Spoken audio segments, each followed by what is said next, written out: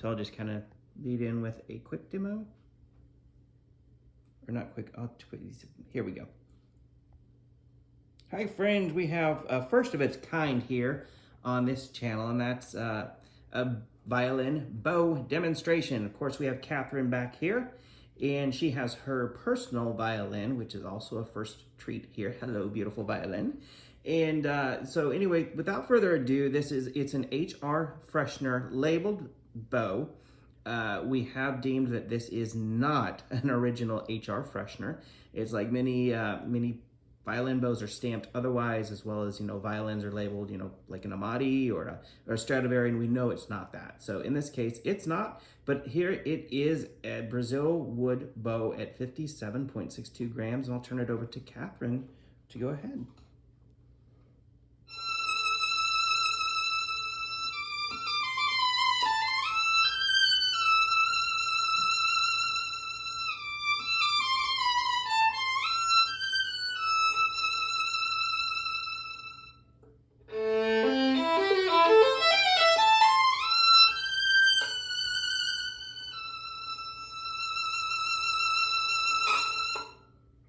So one of the things, so the reason I'm using my personal instrument is because my instrument's picky. She will sound what the bow is, if that makes sense. So whatever the bow wants to do, my instrument will create the sounds. So I hope that made sense. I can of course add something later to further explain it. But I really like the feel of this bow. It has a really lovely smooth feel. I really feel that the bow just glides over the strings. There are some bows that I've played where I feel some resistance. It feels like I'm kind of fighting the bow. But this one, it's pretty responsive and just really glides all over the strings while creating the articulation. I think part of that has to do with the rosin, but a lot of it has to do with the bow. My personal wood bow doesn't allow my instrument to play super loud. I have kind of a decibel cap with my personal bow, wood bow, but this one, my instrument sounded a little bit louder than normal. So this bow can definitely have your instrument play into the louder dynamics if that's what you want out of your instrument. But I'll play some pieces with some short articulation. And I think y'all know this piece if y'all have seen Looney Tunes.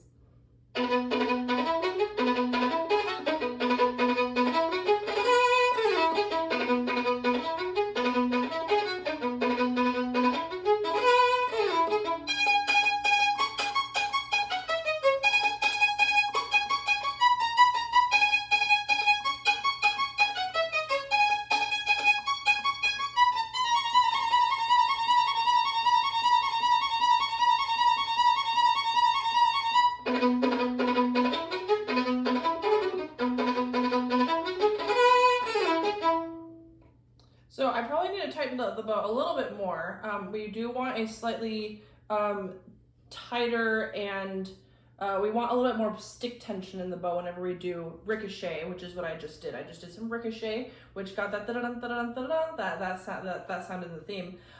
This bow is also very springy, which is really nice if you're doing any kind of short bow articulation. So I did ricochet and I did a little bit of sautille, which is when I was over on the high strings and I was vibrating the stick in order to get those short notes instead of bouncing my entire bow. And overall, I got really clear notes, as you heard in the performance. I don't have to work super hard in order to create the sautille and the ricochet, which is a really good sign in the bow. I've tried bows in the past where I had to really work, and my arm was hurting because I had to work for the ricochets. But here it just came out, which was really, really nice. So I tightened the bow here a little bit, so I'm gonna do it again so that we can hear the difference.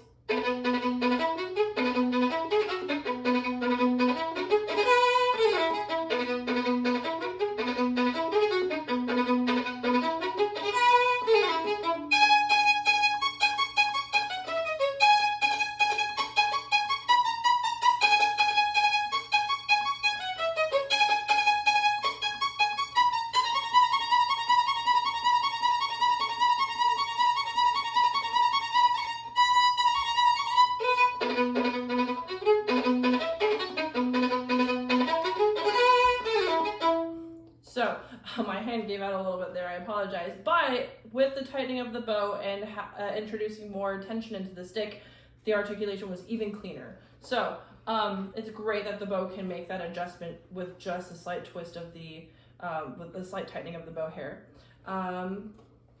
Let's play another piece.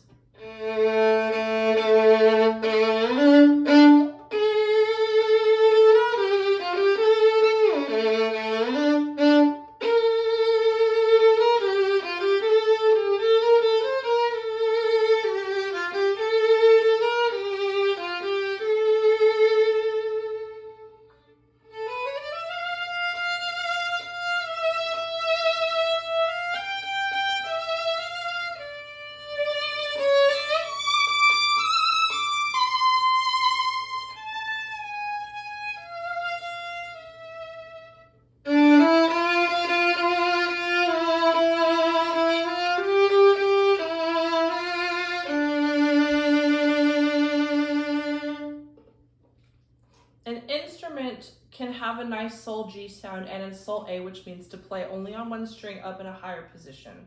And so an instrument can be capable of sounding nice in those ranges, but having a bow that can help draw out good sounds in those ranges is also really important. And as you just heard, I didn't hear any crackles, I didn't hear any squeaks or scratching sounds. It was very, very clear as I was playing up in the upper register there. But overall, my general take of this bow is it has a nice springiness to it. It's very smooth. It has a large dynamic range, and I just want to compliment again. It really draws and plays very, very smoothly. So that's also a compliment to the bow hair, but it's also a large compliment to the wood. Also, I've heard that Brazilian wood is just overall a really nice wood for a violin bow. So yeah, I had a great time enjoying this bow. Thanks for doing our first violin bow demo. I want to add just a couple quick comments. One was, I know previously when you were just feeling out the bow that you had a comment that it kind of plays like carbon fiber, but also has something about the tone of the wood. So I didn't know if you'd be able to just touch base on that one to put you on the spot. Absolutely. So one of the things that a wood bow has that a carbon fiber doesn't is a certain warmth. It introduces a lot of warmth and a lot more resonance into the instrument.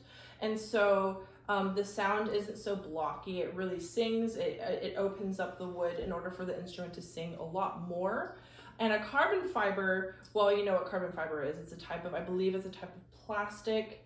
And so it's a really, really strong type of plastic. And so when you play with a carbon fiber, the sound is a bit more aggressive and doesn't really introduce a ton of warmth into the instrument, but it allows for louder dynamics and more power in the sound. And so what I have found with this bow is that I get a lot of power in with this, as I played, some of the more intense songs, I got a lot of power in the sound, and it played a lot louder than my instrument is kind of used to. But at the same time, it has that beautiful resonant warmth in the sound and in the bow. And so it has the power of a carbon fiber, but it also maintains the warmth of a wood bow. And it's incredibly impressive because this isn't a blend of wood and carbon fiber. It is only a wood bow, but it is able, it has the capability to play powerfully and warm, which is an excellent quality. Super awesome. Thanks for that detail. And just a little bit more on the bow. So the metal, it's a nickel mount. I did opt to have the bow rehaired with unbleached stallion hair. It's rewrapped with faux whalebone. It has new leather grip. So it's slightly tip heavy because I used the faux whalebone instead of metal.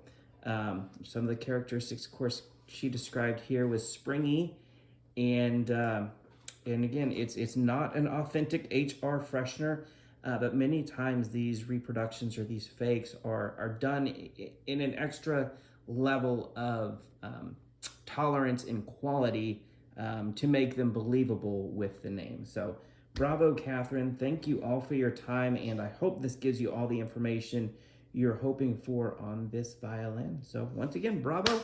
Thanks, friends. Play on.